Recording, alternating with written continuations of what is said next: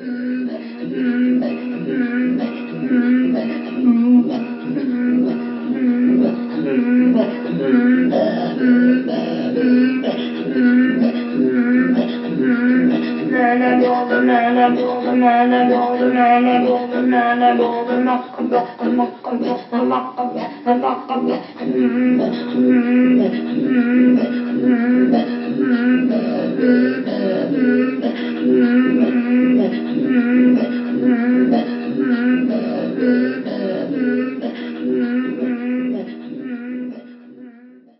la base, le livre, ça ne s'appelait pas comme ça.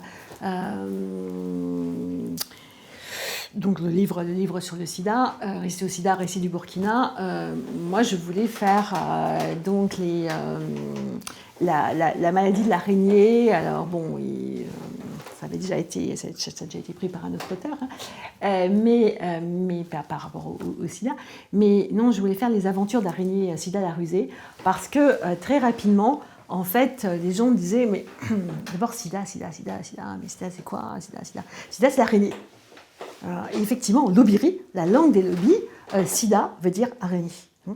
Et alors là, ils disaient, qu'est-ce que c'est que ce sida qui tue, dans lequel on voit les migrants donc de Côte d'Ivoire qui reviennent, tout amaigri, etc. Et alors les gens disaient, bah oui, mais l'araignée, c'est pas possible, l'araignée, ça fait pas ça.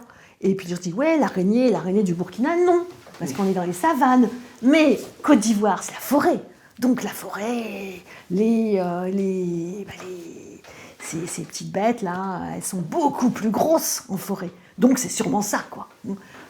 Et c'est ceux, justement, qui, en Côte d'Ivoire, reviennent et se font contaminer là-bas.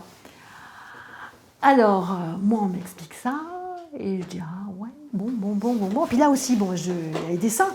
Et là, je vois à un moment donné les dessins que j'ai repris dans mon ouvrage, où on voit très très bien une représentation donc stylisée du virus sous la forme effectivement de cette espèce de ce gros corps avec comme des pattes, quoi.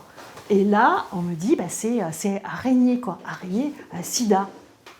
Et là, autrement dit, il y avait eu quelques premières images, donc pas beaucoup, mais suffisantes pour se dire ah bah oui, c'est ça. Et puis en plus, c'était au tout début, c'est effectivement la maladie qui vous mange complètement, quoi, qui vous bouffe là, hein, au sens littéral, qui fait que vous êtes tout maigre. Donc ça tombait parfaitement avec l'araignée, parce que l'araignée, pourquoi est-ce qu'elle a ce corps comme ça, hein, c'est pas esthétiquement incroyablement beau, une araignée. Des petites pattes et puis un gros corps. Or là, j'ai commencé à travailler un peu, puis on m'a dit, mais tu sais bien, c'est araignée, la gloutonne, elle bouffe tout. Ah ouais, elle bouffe tout. Il me dit, mais oui, elle a même été jusqu'à bouffer sa propre tête. Ah bon, ok. Et là, on me raconte une histoire dans laquelle c'est araignée qui s'en va un jour à la pêche. Bon, ok. Et là, c'est pas moi qui demande des mythes, hein, mais voilà, on m'explique. Et c'est araignée qui va à la pêche. Et puis là, elle voit au bord du grand fleuve, elle voit des morts. Bon, et puis les morts, ils mènent leur propre vie de mort, mais apparemment ils ont aussi faim parfois. Et donc ça leur arrive d'aller à la pêche. Donc les morts vont à la pêche, mais ce sont des morts, donc ils sont un peu différents. Et ça ressemble à des vivants, mais quand ils vont à la pêche, apparemment ils n'ont pas envie de se mouiller la tête. Bon, bref, ok.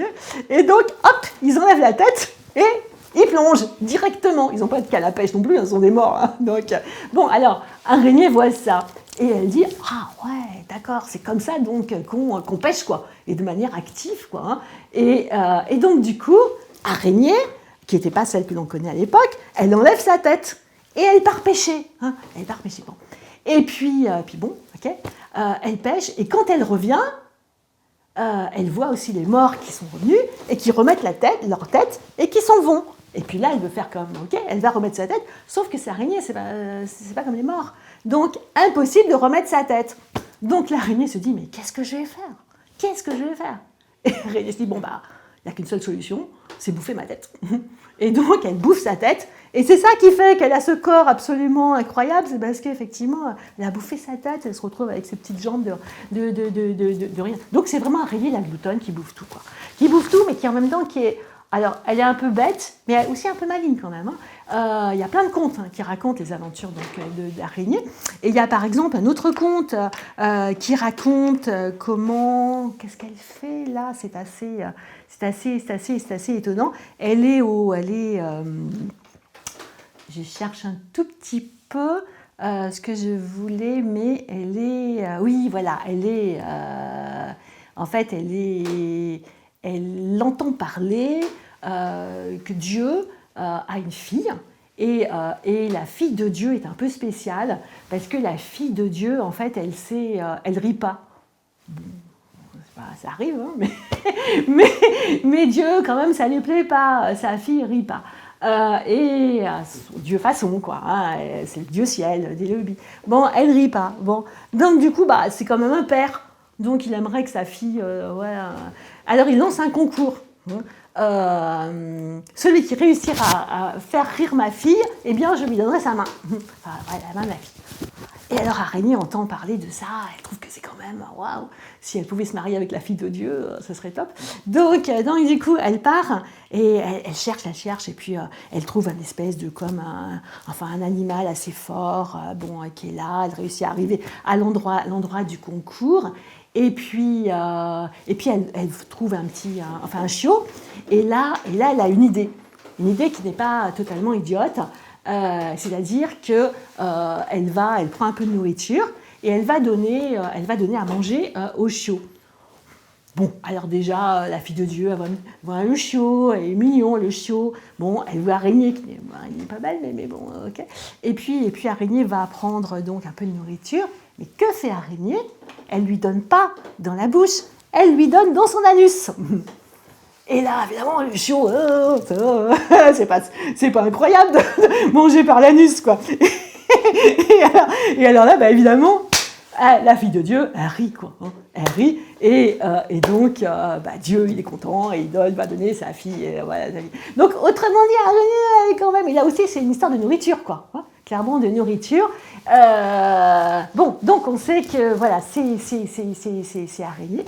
Et donc ça va assez bien. Et ça va aussi bien avec certaines façons de faire aussi, au niveau où on dit une sexualité un peu bizarre, on ne sait pas trop exactement. Donc tout ça, Araignée, elle est habituée à faire des choses, façon. Et donc ça tombe bien. Mais sauf que, il faut expliquer quand même. Et donc, du coup, il y a une campagne, une série de gens qui se décident, qui se disent, mais finalement, il y a des récits. Et moi, j'ai commencé à collecter tous ces récits sur, finalement, les mythes d'araignées. Il y a beaucoup. Et c'est pour ça que toute la première partie de mon araignée, ce qui est venu maintenant, après récit du Burkina, eh bien, ce sont les récits d'araignées. Et il y en a, et là aussi, j'étais absolument sidérée parce que les gens ne parlent pas, on ne raconte pas les histoires. Mais là, c'est moi, en posant les questions, en demandant simplement, mais pourquoi effectivement, araignée, c'est sida? Alors il y en a qui m'ont dit, en tout cas, là, il faut reconnaître, ça vient des Blancs, mais vous avez bien trouvé. Vous avez pris le non-lobby. Et alors là aussi, c'est la lobby, quoi. C'est un syndrome. Non. Vous avez pris le nom de l'araignée. Ok, bon. Et donc, il y a une campagne, une série de gens qui se sont dit, plutôt que de lutter de manière directe contre les idées, on va accompagner. Et donc, il y a eu des séances de théâtre-prévention, en quelque sorte, qui se sont mises en place, et dont la première chose, c'était de raconter le fait que, oui, la nouvelle maladie, elle avait un nom incroyable, c'était l'araignée, et effectivement, l'araignée, elle bouffe, elle gloutonne. Et c'est de la même façon, la maladie, effectivement, elle bouffe, quoi. Mais que, en même temps, il y a l'araignée bouton, l'araignée qui vous donne des boutons et qui vous bouffe, mais il y a aussi l'autre araignée, qui vous mange autrement, et dans lequel il faut quand même faire attention, quoi. Et là, ce qui était extraordinaire, c'était l'idée qu'on prend les contes, mythes, légendes, etc., et puis on les applique finalement à la lutte sanitaire, quoi. Et là,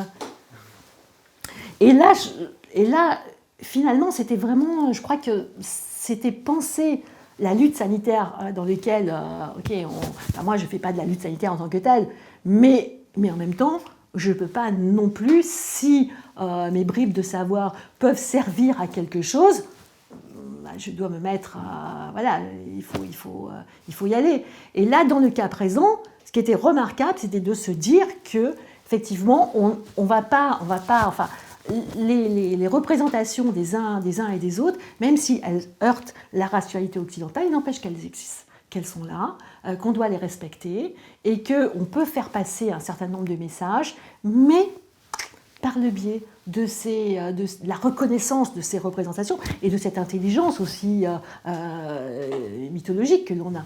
Et vous avez dans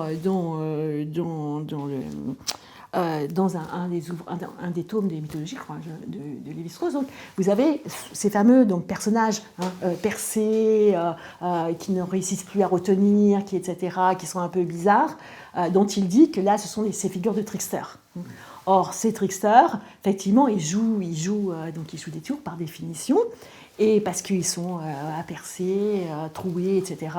Et là, on a quelque chose de cet ordre-là avec notre fameuse araignée rusée, qui est là, qui toujours joue avec les orifices, et qui, du coup, qui peut être utilisée et qui a été utilisée pour lutter contre cette épidémie devenant une pandémie. Donc du coup, à partir de là, je crois qu'il y a alors ça n'a pas être très très bien compris peut-être par les puffs, parce que pour le titre, eux, ça leur a pas trop plu, le coup de araignée, ils ne comprenaient pas, mais c'est dommage, parce que je crois que là, et c'est à ce moment-là que j'ai commencé effectivement à travailler de manière plus précise sur quelque chose de l'ordre de la littérature orale, en lien avec ces questions de santé et de maladie.